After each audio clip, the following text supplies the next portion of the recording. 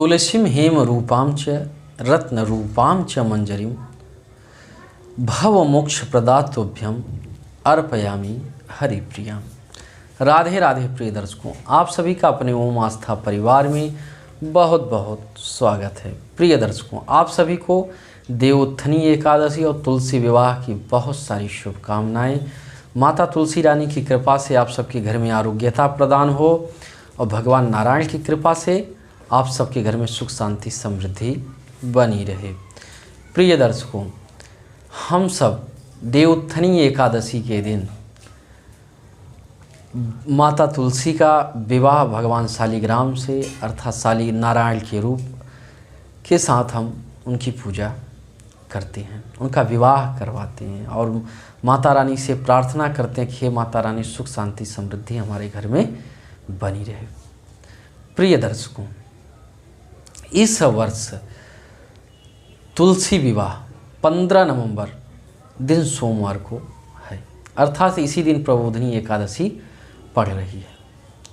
प्रिय दर्शकों, वैसे तो 14 नवंबर को भी एकादशी है, लेकिन सूर्योदय के बाद लग रही है, इसलिए 15 नवंबर वाली एकादशी मान्य है और 15 नवंबर को ही गोधली बेला में अर्थात सूर्यास्त के समय से लेकर 2 घंटे बाद तक उसी में तुलसी विवाह किया जाता है। तुलसी विवाह करने के फायदे पहले बताते हैं, तुलसी माता की पूजा कैसे करनी चाहिए उसके विषय में फिर बताएंगे। प्रिय दर्शकों, सबसे पहले तुलसी विवाह के दिन अर्थात देवोत्थनी एकादशी के दिन उठ करके गमले में माता तुलसी के लगाना चाहिए और उस गमले को अच्छी तरह से सजाना चाहिए। सुबह शालिग्राम भगवान का पूजन करना चाहिए, तुलसी माता का पूजन करना चाहिए। शाम को एक चौकी पे लाल कपड़ा बिछाना चाहिए, उस पर शालिग्राम भगवान को रखना चाहिए। शालिग्राम भगवान अगर आपके पास नहीं है तो शालिग्राम के रूप अर्थात नारायण के रूप भगवान कृष्ण की मूर्ति हो या फोटो हो उनको ले सकते हैं, या विष्णु भगवान की फ़ोटो हो, सत्यनारायण भगवान की फ़ोटो उनको ले सकते हैं। और गन्ने के 4 खंभे लगा करके या केले का खंभा बांध करके वहाँ पे तुलसी माता को विराजमान करना चाहिए। भगवान नारायण को वहाँ पे रखना चाहिए, कलश बनाना चाहिए और एक दीपक घी का दीपक प्रज्वलित करना चाहिए। और सबसे पहले गणेश और लक्ष्मी की पूजन करके फिर नारायण और तुलसी का पूजन करके उनका ग्रंथि बंधन करना चाहिए। और आप सभी को जो भी मंत्र आता है, जैसे कि मंगलम भगवान विष्णु, मंगलम गरुड़ध्वज, मंगलम पुंडरीकाक्षस, मंगलाय तनोहरि, इस मंत्र के द्वारा ग्रंथि बंधन कर देना चाहिए।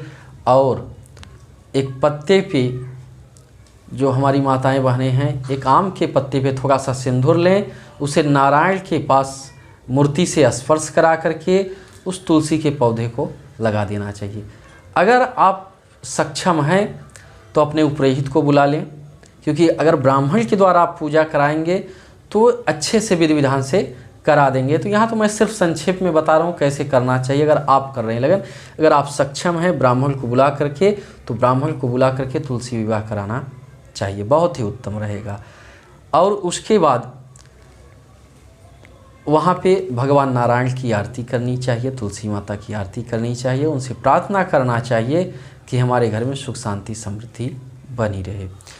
इसके लाभ क्या होते हैं वो मैं आपको बताता हूँ। जैसे अगर कोई कन्या है, उसका विवाह नहीं हो रहा है, वो तुलसी विवाह अगर भगवान नारायण से करती है और मन में प्रार्थना करती है कि हमारा विवाह शीघ्र हो जाए, तो भगवान नारायण की कृपा से उसका विवाह शीघ्र हो जाता है। और जो भी औरतें हैं पूजा करती हैं, माता तुलसी जी की विवाह भगवान नारायण के साथ करती है, शालिग्राम जी के साथ करती हैं, तो वे अपने दाम्पत्य जीवन में उनका दाम्पत्य जीवन बहुत ही मधुर होता है, सुखमय होता है और नारायण की कृपा से उनके घर में आयु आरोग्यता ऐश्वर्य की वृद्धि होती रहती है। तो प्रिय दर्शकों, आप सब शाम के वक्त गन्ने का 4 खंभा बना करके मंडप बनाएं या केले का 4 खंभा लेकर के मंडप बना करके उसमें तुलसी माता का और शालिग्राम भगवान का, अगर शालिग्राम नहीं है तो भगवान नारायण का कोई भी रूप लेकर के उनके साथ पहले गौरी गणेश का पूजन करके, कलश का पूजन करके फिर उनका विवाह करा देना चाहिए और पुष्पों की वर्षा करनी चाहिए।